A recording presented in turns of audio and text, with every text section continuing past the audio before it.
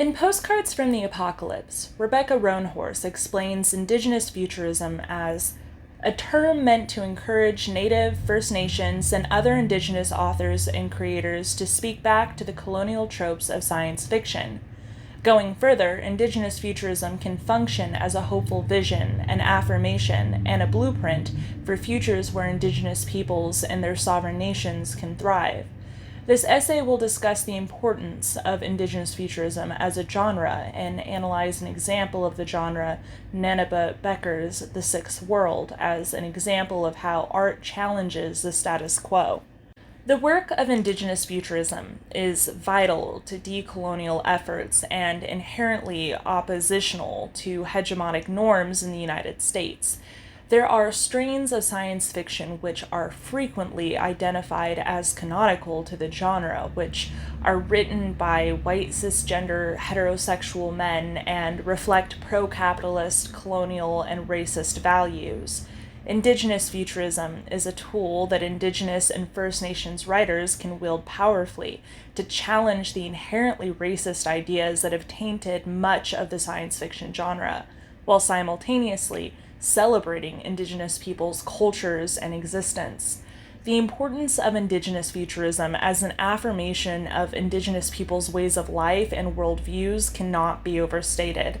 As the United States continues to be an ongoing apocalypse, as Roanhorse puts it, Indigenous peoples and First Nations writers are creating texts that depict bright possibilities and blueprints for societies that value relationship and connection to community, coexistence, and sharing of land and technology, the honoring of caretakers and protectors. The Sixth World is a short film that depicts an international space mission to colonize Mars called Project Emergence. Two scientists are on board a spaceship that is built to create its own oxygen using corn.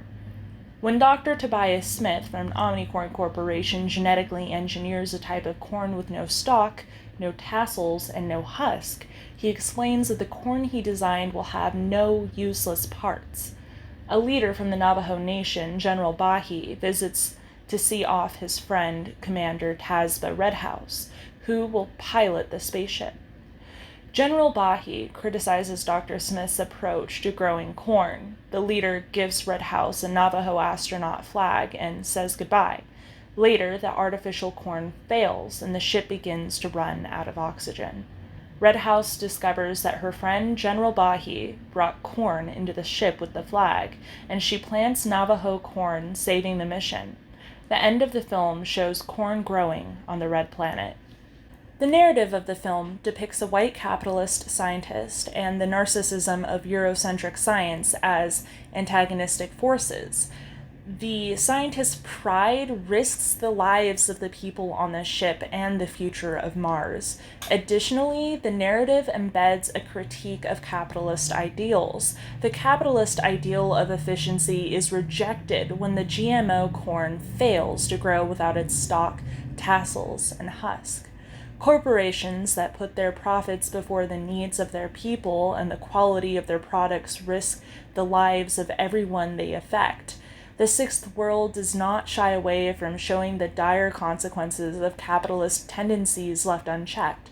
General Bahi saves the astronauts' lives by disregarding the corporation's regulations, and Indigenous knowledge outshines the egotism of the corporate scientist. The way Redhouse thinks of colonizing Mars also rejects science fiction tropes. Instead of conquering Mars, the Navajo astronaut sees it as her people's new homeland. Therefore, Redhouse sees Mars as a natural place for her and her people to live. This is in contrast to science fiction that views other planets as alien, other, and too different to be thought of as anything other than dangerous. While Dr. Smith claims to be a hero, Commander Redhouse rejects the label.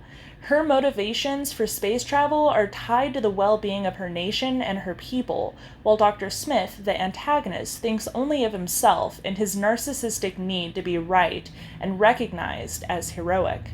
While Dr. Smith covers up the beginnings of corn failure, Risking both astronauts' lives, Red House uses quick thinking and spirituality to overcome the challenges of spacefaring. Red House's prayers help the Navajo corn grow. Compare this depiction of Mars to other representations in science fiction, and the difference in worldviews becomes obvious. One difference in the worldviews of the astronauts is in how they view dreams. Red House takes her dream of corn crops dying seriously, asking General Bahi about it, who assures her that she is protected as the person chosen to lead her people into the next world. When Dr. Smith hears of Commander Red House's dream, he tells her she cannot let dreams spook her. He does not take her instinctual reaction to the corn dying seriously, and his worldview that only things tested in labs can be trusted does not allow him to question himself. Meanwhile, Commander Red House at first agrees with Dr. Smith and assures him that she is not usually superstitious. The interaction depicts the way hegemony influences the way people interact when capitalist and secular belief systems reject anything that cannot be measured by the instruments of their choosing, to their own detriment. If Dr. Smith had listened to Red House sooner, then the crisis of oxygen levels becoming too low could have been avoided. Dr. Smith's approach to the conversation is also an example of white patriarchal violence. The two astronauts should be able to cooperate as equals, but Dr. Smith treats Commander Red House as if she were a child.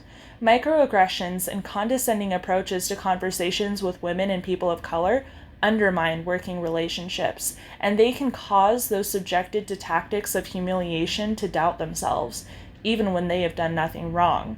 Red House overcompensates and allows Smith to continue with the mission without reporting the corn failure to corporate because she worries that she will be perceived as superstitious, which is a negative stereotype related to racist ideas about Indigenous inferiority.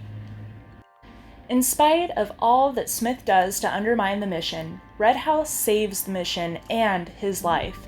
The Sixth World challenges ideas and tropes common in science fiction. Instead of a future of space colonization which centers on white men dominating landscapes, it shows a Navajo woman in a position of power, nurturing corn through her spiritual and indigenous knowledge in order to make Mars her people's new home.